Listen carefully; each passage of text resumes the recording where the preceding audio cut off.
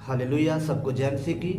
परमेश्वर आप सब लोगों को बड़ी आशीष और बड़ी बरकत दें। आज इस वीडियो में हम जानेंगे कि बाइबल पढ़ने का सही तरीका क्या है, क्योंकि आज बहुत से भाई बहन बाइबल पढ़ना शुरू तो करते हैं, लेकिन शुरू करना कहाँ से है वो ये नहीं जानते। वो वचन की गहराई तक नहीं पहुंच पाते। आज मैं आपको बाइबल पढ़ने का सही तरीका बताऊंगा। मैं आपको बताना चाहूंगा कि जब हम बाइबल को पढ़ते हैं, बाइबल पढ़ने से पहले हमें एक छोटी सी प्रार्थना करनी है। जब आप बाइबल को पढ़ते हो तो बाइबल खोलने से पहले परमेश्वर के आगे प्रार्थना करें। एक छोटी सी प्रार्थना करें कि परमेश्वर, मैं बाइबल को पढ़ने जा रहा हूं, तेरे पवित्र वचनों को मैं पढ़ने जा रहा हूं। परमेश्वर, मैं प्रार्थना करता हूं कि जब मैं तेरे पवित्र वचनों को पढ़ूं तो तेरा पवित्र आत्मा मुझसे बातें करे, ताकि मैं तेरे वचन के पीछे छिपे हुए गहरे भेदों को समझ सकूं। परमेश्वर, मेरी आत्मिक आंखों को खोल दे, ताकि मैं तेरे वचनों को समझ सकूं और उस पे चल सकूं। हालेलुया। जब आप इस तरह की छोटी सी प्रार्थना करके आप वचन को पढ़ना स्टार्ट करोगे तो पवित्र आत्मा आपसे बातें करेगा, आपको अपने वचन के गहरे गहरे भेद आपको बताएगा। हालेलुया। वचन की समझ तब नहीं आती जब हम बिना प्रार्थना किए बाइबल को खोल लेते हैं, एक जादुई किताब की तरह उसे पढ़ने लगते हैं, तब हमें वचन की समझ नहीं आती। कुछ लोग तो इसे जादुई किताब समझकर इसे संभाल संभाल के रखते हैं, अलमारियों में रखते हैं। कुछ लोग इसे अपने तकिए के नीचे रख के सोते हैं। याद रखना, बाइबल को तकिए के नीचे रखने से तुम्हारा कोई फायदा नहीं होगा। यदि आप बीमार हो और डॉक्टर के पास जाते हो, डॉक्टर आपको खाने के लिए दवा देता है, लेकिन आप उस दवा को अपनी जेब में रखेंगे। यदि उस दवा को आप अपने तकिए के नीचे रख के सोएंगे तो वो दवा आपको काम नहीं करेगी। जब तक आप उस दवा को खाओगे नहीं, उसे ग्रहण नहीं करोगे, तब तक वो दवा आपको चंगा नहीं करेगी। आज हम बाइबल को पढ़ने का सही तरीका जानेंगे। मैंने आपको बताया कि जब भी आप बाइबल पढ़ें तो सबसे पहले आप छोटी सी प्रार्थना करें। उसके बाद आपको शुरुआत कहां से करनी है, मैं आपको एक वचन देता हूं और आप इस वचन को अपनी डायरी पे लिख सकते हैं। यह सामर्थी वचन आपके जीवन को बदल देगा। हालेलुया। मैं आपको एक वचन देता हूं,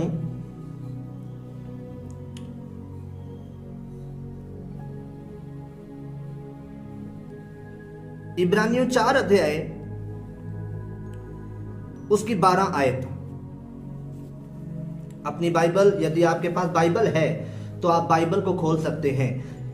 इब्रानियों 4 अध्याय उसकी 12 आयत में एक वचन लिखा है।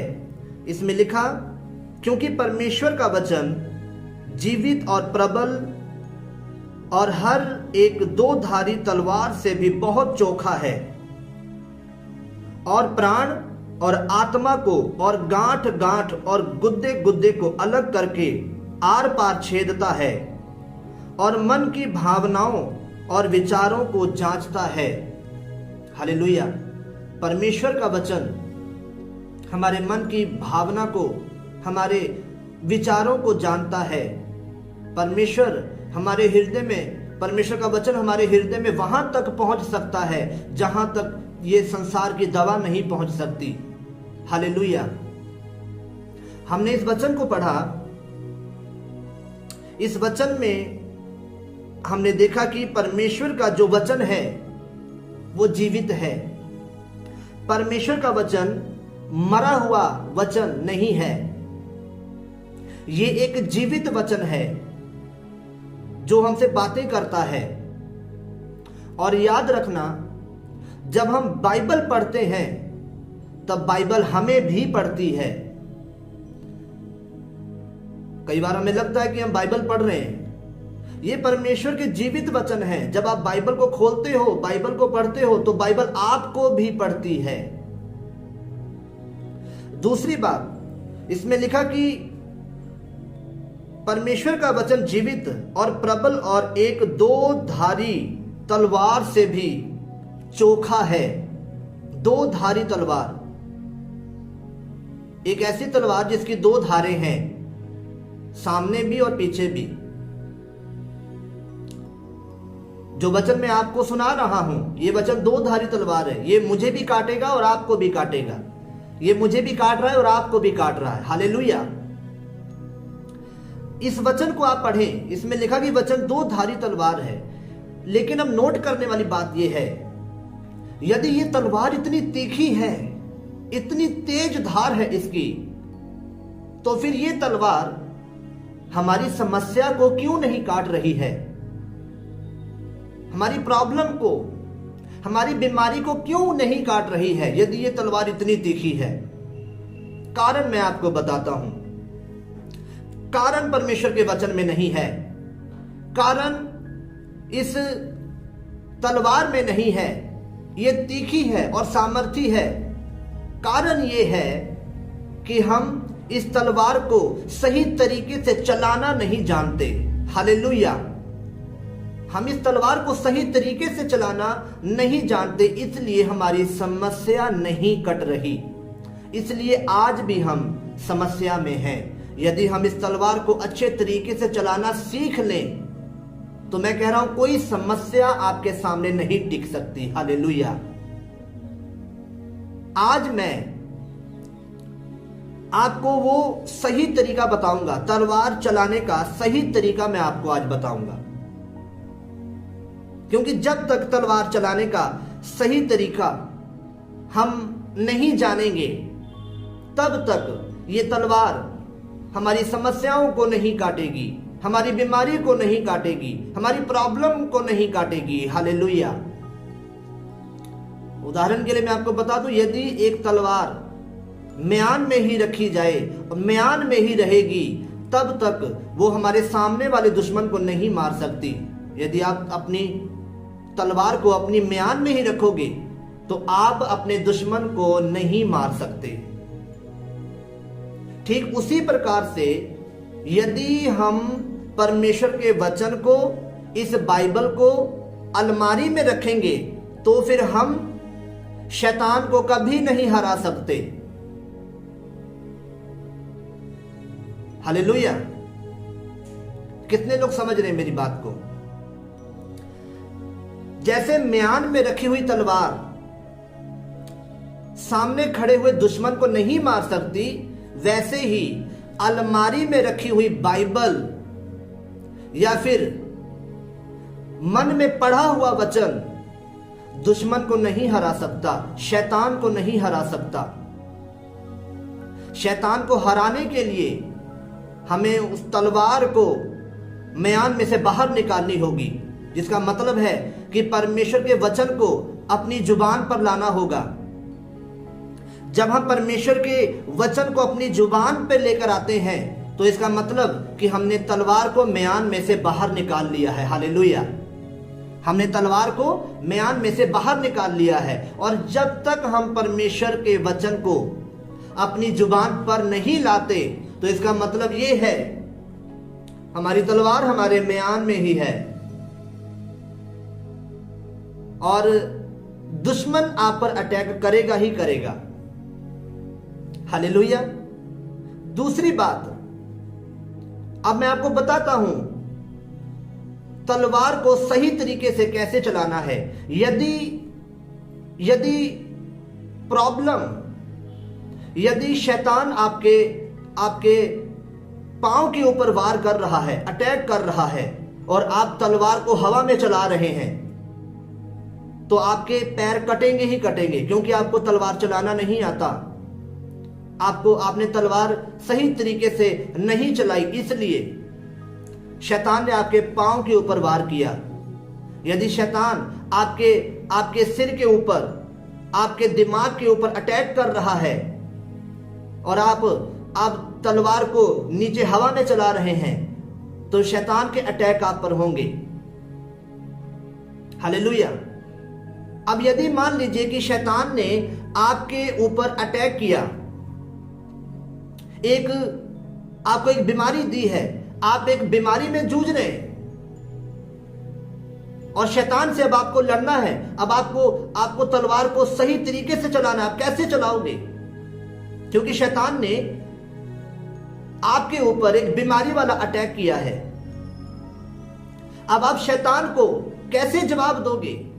शैतान के अटैक के ऊपर आप कैसे अटैक करोगे? यदि आपके पास तलवार चलाने का सही तरीका नहीं है, तो वो शैतान की बीमारी जो उसने आपके ऊपर छोड़ी है, वो आपके ऊपर हावी हो जाएगी और एक दिन आपको मरना होगा। हालेलुया। शैतान जीत जाएगा, आप हार जाओगे, क्योंकि आपको तलवार चलाना नहीं आता। मैं बताता हूं, यदि आपके पास कॉपी पेन है तो आप उस पर इस वचन को लिखें। यदि आप बीमार हैं तो यशाया 53 अध्याय उसकी 5वीं आयत को आप लिख लो। यशाया 53 अध्याय 53 उसकी 5 आयत आप नोट करें। यदि आप बीमार हैं तो आप इस तलवार को, इस हथियार को यूज कर सकते हैं। इस हथियार में साफ साफ लिखा हुआ है कि हम उसके कोड़े खाने से चंगे हो चुके हैं। जब आप इस हथियार को चलाओगे, जब आप शैतान के ऊपर वार करोगे, तो आप देखोगे कि शैतान हार जाएगा। हालेलुया। मैं आपको पढ़ के बताता हूं इसमें क्या लिखा है। इसकी 5वीं आयत में लिखा, परंतु वह हमारे ही अपराधों के कारण घायल किया गया, वह हमारे अधर्म के कामों के कारण कुचला गया, हमारी ही शांति के लिए उस पर ताड़ना पड़ी कि उसके कोड़े खाने से हम लोग चंगे हो जाएं। अब आपको ये तलवार कैसे चलानी है? यदि आप बीमार हो, आप उस बीमारी पर इस वचन की घोषणा कर सकते हैं। जब हम इस वचन की घोषणा करेंगे, इसे अपनी जुबान पर लेकर आएंगे, जब आप सही समस्या पर सही वचन बोलोगे, तो मैं कह रहा हूं तभी वो समस्या आपको छोड़कर जाएगी। हालेलुया। जब आप अपनी समस्या पर सही वचन को बोलोगे, कमांड करोगे, अंगीकार करोगे, तभी वो समस्या आपको छोड़कर जाएगी। अब यदि आप बीमार हैं तो आप अपनी बीमारी में बोल रहे हैं कि मेरा परमेश्वर मेरे साथ है, उसके वचन में लिखा है मत डर मैं तेरे संग हूं। ये एक गलत आप हथियार यूज कर रहे हो। आप उस बीमारी के ऊपर गलत हथियार चला रहे हो। यदि आप बीमार हो तो आप मत डर, आप एक ऐसी तलवार चला रहे हो जो वहां पर काम नहीं करेगी, क्योंकि वो डर के लिए है, वो बीमारी के लिए नहीं है। अब यदि आप बीमार हो तो आपने क्या करना है? आपने इस वचन की घोषणा करनी है कि मैं उसके कोड़े खाने से चंगा हो चुका हूं, मैं उसके कोड़े खाने से चंगी हो चुकी हूं, तब जाकर यह हथियार काम करेगा। हालेलुया। बाइबल पढ़ने का सही तरीका यही है, तलवार चलाने का सही तरीका यही है। तलवार तो बहुत तीखी है, उसकी धार बहुत तीखी है, लेकिन हम उसे चलाना नहीं जानते। आज मैं आपको तलवार चलाने का सही तरीका बता रहा हूं। आप इसे नोट कर लें अपनी डायरी पर, अपनी कॉपी पर, क्योंकि कुछ लोगों को वचन बोलना नहीं आता, वचन की समझ नहीं आती, वो वचन की गहराई में नहीं पहुंच पाते। बहुत सारे भाई बहन आज प्रभु में हैं, बीमार हैं, समस्या में हैं, लेकिन उन्हें ये नहीं पता कि जिस समस्या का सामना वो कर रहे हैं, उस समस्या में कौन सा वचन बोलना है, कौन सा वचन बोलकर उस समस्या से हमें बाहर निकलना है। उन्हें नॉलेज नहीं है, वो बाइबल को सही तरीके से नहीं पढ़ पाते, इसलिए उनकी जो समस्याएं हैं वो बढ़ती चली जा रही हैं, वो घटने के बजाय बढ़ती चली जा रही हैं। आज एक बीमार व्यक्ति, मत डर मैं तेरे अंग संग हूं, इस वचन की घोषणा किए जा रहा है, लेकिन ये घोषणा तुम्हारी बीमारी में नहीं काम आएगी। आप अपनी समस्या देखो सबसे पहले कि तुम्हारी समस्या क्या है, तुम्हारी प्रॉब्लम क्या है। उसके बाद में अपनी बाइबल खोलें और सही हथियार निकालें। ये बाइबल हथियारों से एक ऐसी म्यान है जिसमें बहुत सारे हथियार हैं, लेकिन वो आपको देखना है कि उसमें से कौन सा हथियार निकालना है। इसमें बहुत तरह के हथियार हैं। एक विश्वासी को पता होना चाहिए कि इस समस्या के लिए कौन सा हथियार लगेगा, इस समस्या के लिए मुझे कौन सा हथियार चाहिए। लेकिन अफसोस की बात यह है कि आज विश्वासी को यह ही नहीं मालूम है कि जिस समस्या का सामना वो कर रहे हैं उसमें उन्हें कौन सा हथियार उठाना है। आज यदि आप गरीब हो, यदि आप तंगी का सामना कर रहे हो, तो आपको भजन संहिता 23 निकालना है। आपकी गरीबी के लिए, आपकी आर्थिक तंगी के लिए भजन संहिता 23 काम करेगा। भजन संहिता 23 का हथियार काम करेगा। यदि आप भजन संहिता 23 पढ़ोगे तो उसमें लिखा है, यहोवा मेरा चरवाहा है, मुझे किसी चीज की घटी नहीं होगी, मुझे किसी चीज की कमी नहीं होगी, यहोवा मेरा चरवाहा है। आप जब अपने जीवन में बार बार इन वचनों को पढ़ोगे, बार बार इनकी घोषणा करोगे, मैं कह रहा हूं कि आपका जीवन पूरी तरह से बदलने लगेगा। हालेलुया, पूरी तरह से बदलने लगेगा। इसलिए आज मैं आपको बता रहा हूं बाइबल पढ़ने का सही तरीका क्या है। सबसे पहले प्रार्थना करनी है परमेश्वर के आगे, उसके बाद बाइबल खोलनी है, फिर आपको जो वचन पढ़ना है मैंने आज आपको बता दिया है। आज हमारी तलवारों में जंग लगा हुआ है। याद रखना, जंग लगी हुई तलवार कभी काट नहीं सकती। अपनी तलवारों को आज धार लगा दो, आज तीखी कर लो अपनी तलवार, अच्छी तरह से धार लगा लो आज। अब धार लगाने का मतलब क्या है? अब आप सोच रहे होंगे कि इस पर धार कैसे लगेगी। मैं आपको बताता हूं, धार लगाने का मतलब परमेश्वर के वचन पर मनन करना है। परमेश्वर के वचनों को अपनी जुबान पर लेकर आना है। और ये एक बार पढ़ने से नहीं होगा, ये बार बार पढ़ने से होगा।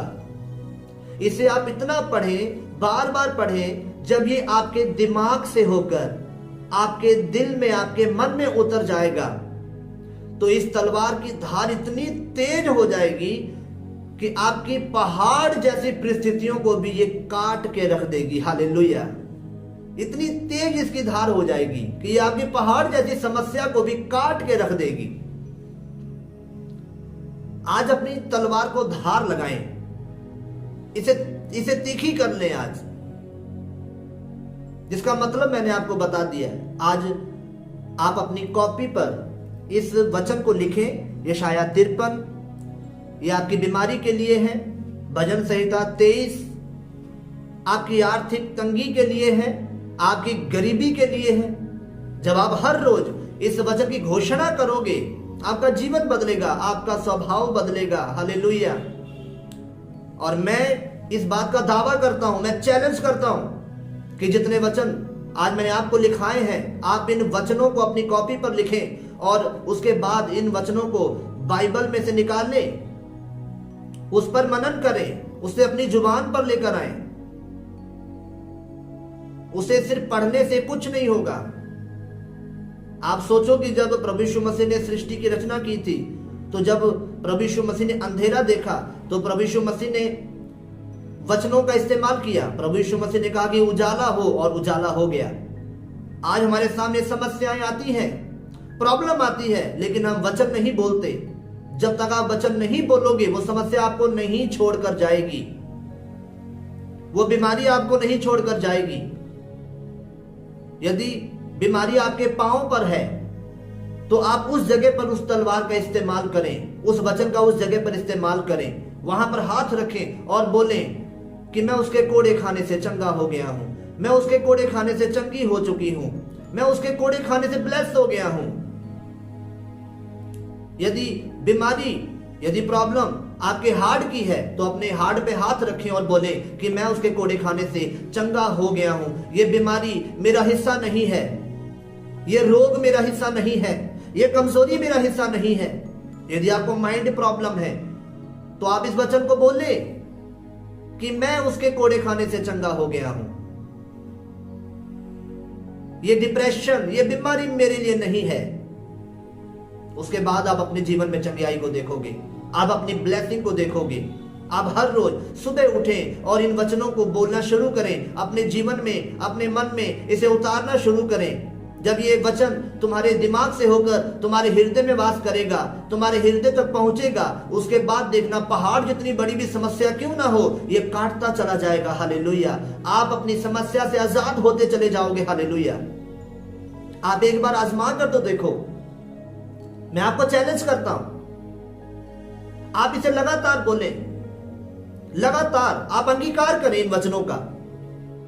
मैं चैलेंज करता हूं, 1 महीने के अंदर अंदर यदि ये वचन आपके जीवन में काम ना करने लग जाए, यदि आप अपनी समस्या से बाहर ना आने लग जाओ, आप देखना जब आप लगातार इस वचन को बोलोगे, मैं कह रहा हूं आप एक बड़ी गवाही के साथ लौटेंगे, आप बड़ी टेस्ट मनी के साथ आएंगे, आप पैर पैर पर चमत्कार देखोगे। हालेलुया। आज जो तरीका मैंने आपको बताया है, बाइबल पढ़ने का सही तरीका जो मैंने आपको बताया है, बाइबल शुरुआत करने का मैंने तरीका आपको बताया है, कहां से बाइबल शुरुआत करनी है, आप इसे एक बार यूज करके देखें, एक बार आप इसे इस्तेमाल करके देखें। आपका जीवन बदलेगा, आपकी लाइफ बदलेगी। हालेलुया। आपकी परिस्थितियां बदल जाएंगी। हालेलुया। अब यदि आपके मन में कोई सवाल हो तो आप मुझे कमेंट में पूछ सकते हैं। यदि आपकी कोई समस्या है, यदि आपकी कोई बीमारी है, आप मुझे कमेंट में बता सकते हैं। मैं प्रार्थना करूंगा, परमेश्वर आपकी समस्या का हल करेंगे। आज जो तरीका मैंने आपको बताया है, आप ये तरीका आजमा कर देखें, आपकी लाइफ बदलेगी, आपका जीवन बदलेगा। हालेलुया। आइए मैं आपके लिए एक छोटी सी प्रार्थना करता हूं। आप मुझे जहां कहीं से भी देख रहे हो, अपनी आंखों को बंद करें, मैं आपके लिए प्रार्थना करता हूं। हालेलुया। हालेलुया। सर्वशक्तिमान पिता परमेश्वर, दयालु परमेश्वर, महिमा योग्य परमेश्वर, मैं आपका धन्यवाद करता हूं इस सुंदर समय के लिए खुदा बाप, और प्रार्थना करता हूं कि जितने लोग मुझे देख रहे हैं, तेरे दास को देख रहे हैं खुदा बाप, यदि इनके शरीर में कोई बीमारी है खुदा बाप, तो वो बीमारी इन्हें छोड़कर चली जाए खुदा बाप, वो समस्या इन्हें छोड़कर चली जाए मेरे पिता परमेश्वर। मैं अपनी आत्मा में इन्हें छूता हूं, इन्हें टच करता हूं खुदा बाप। यदि ये किसी बीमारी में है तो मैं उस बीमारी को डांट देता हूं। ऐ बीमारी, प्रभु यीशु मसीह के सामर्थ्य नाम से इनके शरीर को, इनकी बॉडी को छोड़ दे और दफा हो जा। यदि ये किसी गरीबी का सामना कर रहे हैं तो पवित्र आत्मा आज तो इनकी सारी जरूरतों को पूरा कर दे, इनकी कमियों को, इनकी घटियों को दूर कर दे मेरे परमेश्वर।